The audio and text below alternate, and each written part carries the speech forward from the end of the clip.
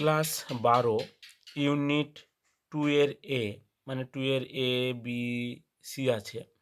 আর semester 3 ভূমিরূপ গঠনকারী প্রক্রিয়া, যেটা ইউনিট 2 এর বহির্জাত প্রক্রিয়া রয়েছে, মানে পৃথিবীর বাইরের প্রক্রিয়া রয়েছে। তাহলে এবার একবার সিলেবাসটা দেখে নিই।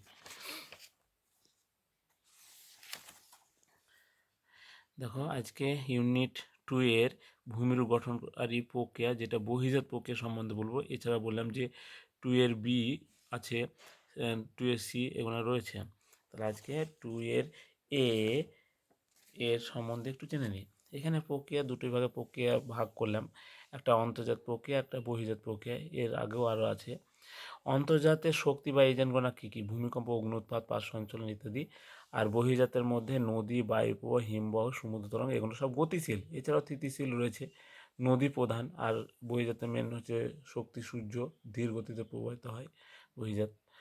এবার একে তিনটি ভাগে ভাগ করছে: অবরোহণ প্রক্রিয়া, আরোহণ প্রক্রিয়া এবং জৈবিক প্রক্রিয়া। অবরোহণ মানে কোনো উঁচু ভূমি ক্ষয় হয়, ক্ষয় হলে হাঁস পেলে মানে নিচু হয়ে যাবে। আর আরোহণ প্রক্রিয়া হচ্ছে কোনো ভূমি সঞ্চয় হয়, নিম্নভূমি বৃদ্ধি পায়, সঞ্চয় হতে উঁচু হচ্ছে।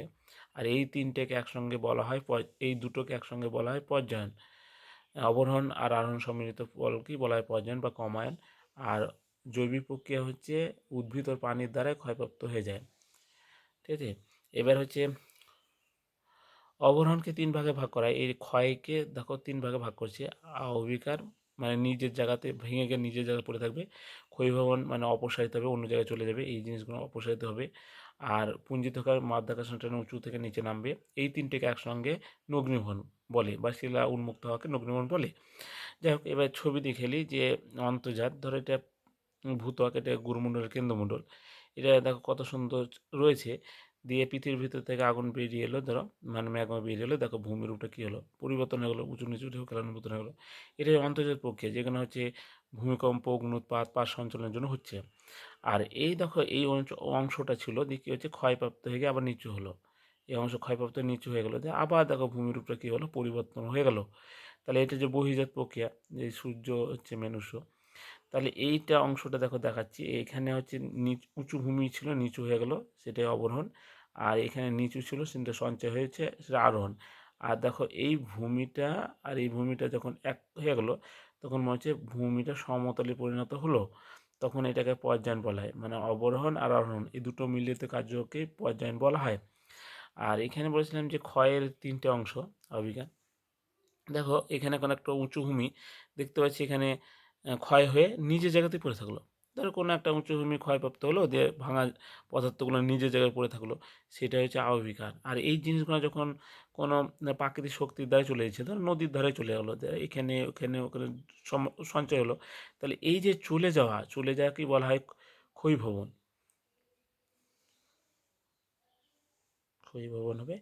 আর কোনো উঁচু জায়গা থেকে নিচের দিকে মাধ্যাকর্ষণের টানেই নেমে আসাকেই বলা হয় পুঞ্জিত ক্ষয়। উঁচু জায়গা থেকে মাধ্যাকর্ষণের টানেই নিচে নেমে আসছে, সেটাকে পুঞ্জিত ক্ষয় বলছে।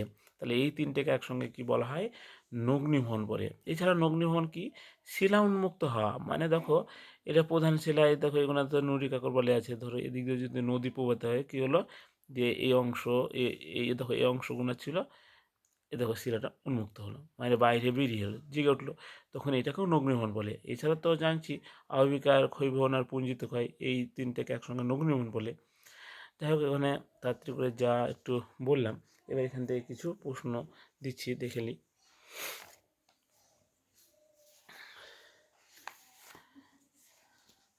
দেখো এখানে এখানে একটা প্রশ্ন করা হচ্ছে যে নিচে কোনটি অন্তর্জাত প্রক্রিয়া? তাহলে এখানে নিচে কোনটা অন্তর্জাত প্রক্রিয়া? নিশ্চয়ই নদী, বায়ু, না ভূমিকম্প? তাহলে এখানে নিশ্চয়ই হচ্ছে ভূমিকম্প। কারণ এখানে বলেছিলাম যে অন্তর্জাত প্রক্রিয়া হলো ভূমিকম্প, অগ্ন্যুৎপাত, পাত সঞ্চালন, এগুলো তো বহির্জাত। তাহলে উত্তরটা এখানে কি হবে? উত্তরটা এখানে হবে ভূমিকম্প। অন্তর্জাত প্রক্রিয়া এখানে কোনটি? অগ্ন্যুৎপাত, হিমবাহ, না নদী? তাহলে নিশ্চয়ই এটা হচ্ছে অগ্ন্যুৎপাত হবে। কেন, দেখো এখানে বারবার বলছি ভূমিকম্প, অগ্ন্যুৎপাত, পাত সঞ্চালন, তাহলে এখানে অগ্ন্যুৎপাত হবে। 2, 3 অন্তর্জাত প্রক্রিয়া এর উদাহরণ। অন্তর্জাত প্রক্রিয়ার এখানে উদাহরণ কোনটা? তা অন্তর্জাত প্রক্রিয়ার নিশ্চয়ই এটা এ, পাঁচ সঞ্চালন, নদী বায়ুপ্রবাহ হবে না। এখানে কোনটি অন্তর্জাত প্রক্রিয়া নয়, না বলেছে, তাহলে না হলে এগুলো অগ্ন্যুৎপাত, ভূমিকম্প এগুলো তো অন্তর্জাত হবে, তাহলে নদীটা না। নিচে অন্তর্জাত প্রক্রিয়া নয়, নয় বলেছে, তাহলে ভূমিকম্প, ভূমিকম্প, পাঁচ সঞ্চালন এগুলো তো অন্তর্জাত, তাহলে বায়ুপ্রবাহটা না। নিচে কোনটি বহির্জাত প্রক্রিয়া, নিচে কোনটা বাইরের প্রক্রিয়া, তাহলে নদী, কারণ ভূমিকম্প অগ্ন্যুৎপাত পৃথিবীর ভিতরে শক্তি দ্বারা কাজ করছে। নিচে কোনটি বহির্জাত প্রক্রিয়া, তাহলে নিচে কোনটি বহির্জাত প্রক্রিয়া, তাহলে বহির্জাত প্রক্রিয়া হিমবাহ, অগ্ন্যুৎপাত আর হচ্ছে ভূমিকম্প তো পৃথিবীর ভিতরে। বহির্জাত প্রক্রিয়ার সর্বাধিক শক্তি কোনটা, বায়ুপ্রবাহ, নদী না ভূমিকম্প, নিশ্চয়ই এখানে নদী, নদী সর্বাধিক শক্তি, কারণ বলেছিলাম যে বহির্জাত প্রক্রিয়ার মধ্যে প্রধান শক্তি হচ্ছে নদী, নদী মেন শক্তি কাজ করছে, সেখানে নদী হবে।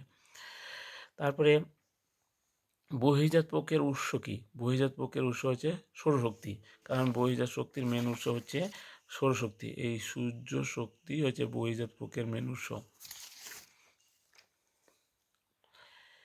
তারপরে বহির্জাত প্রক্রিয়া স্থিতিশীল মাধ্যম, এখানে স্থির কোনটা, নদী বায়ুপ্রবাহ না উষ্ণতা আর্দ্রতা বায়ুচাপ, এখানে উষ্ণতা আর্দ্রতা বায়ুচাপ, কারণ নদী বায়ু এগুলো হচ্ছে যে গতিশীল, তাহলে উত্তরটা হবে বি। কারণ এখানে বলেছিলাম যে বহির্জাত প্রক্রিয়া নদী বায়ুপ্রবাহ হিমবাহ সমুদ্র তরঙ্গ ইত্যাদি এগুলো হচ্ছে গতিশীল। তাহলে আজকে এইটুকুই।